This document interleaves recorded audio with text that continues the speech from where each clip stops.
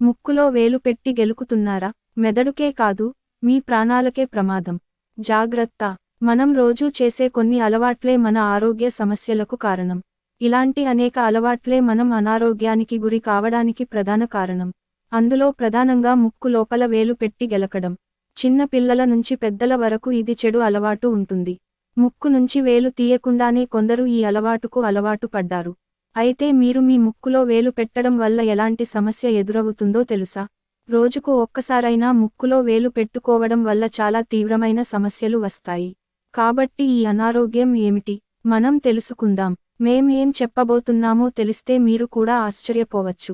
తరచుగా ముక్కు కారడం వల్ల అల్జీమర్స్ వ్యాధి వచ్చే అవకాశాలు ఎక్కువగా ఉన్నాయని అధ్యయనాలు చెబుతున్నాయి. యూనివర్సిటీ ఆఫ్ వెస్ట్రన్ సిడ్నీకి చెందిన పరిశోధకులు సంకలనం చేసి వ్రాసిన కొత్త నివేదిక గత సంవత్సరం చివర్లో బయోమోలిక్యూల్స్ జర్నల్లో ప్రచురించబడింది.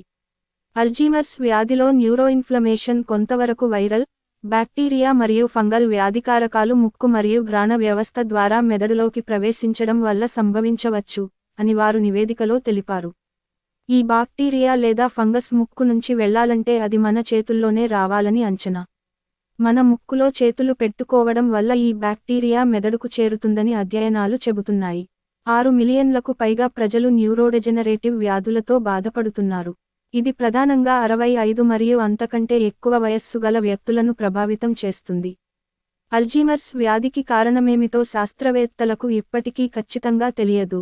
కానీ రోగుల మెదడుల్లో శరీరం యొక్క రోగనిరోధక ప్రతిస్పందనతో ముడిపడి ఉన్న టౌ అనే ప్రోటీన్ యొక్క నిర్మాణాన్ని వారు గమనించారు. రోగనిరోధక కణాలు తరచుగా దాడుల ద్వారా ప్రేరేపించబడినప్పుడు, వాపు రూపంలో శరీరంపై ఒత్తిడి అనేక రకాల వ్యాధులకు దారితీస్తుందని పరిశోధకులు తెలిపారు.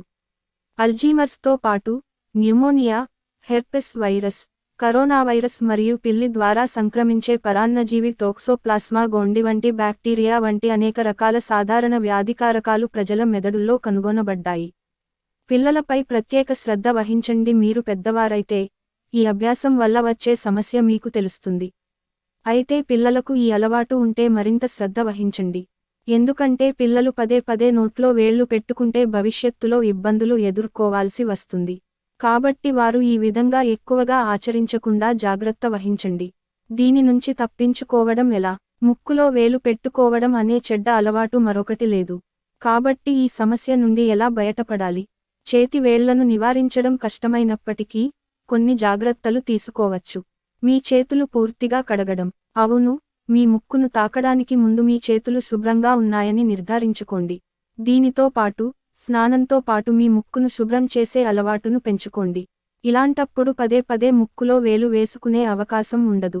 అంతేకాదు నాప్కిన్తో ముక్కును శుభ్రం చేసుకోవచ్చు. ఈ సందర్భంలో వేలు ముక్కులో నేరుగా పెట్టుకునే అవకాశం ఉండదు. దీనివల్ల వైరస్ క్రిములు వ్యాప్తి చెందకుండా కూడా నిరోధించవచ్చు. దయచేసి మా వీడియో నచ్చితే లైక్ చేసి షేర్ చేయండి. ధన్యవాదములు.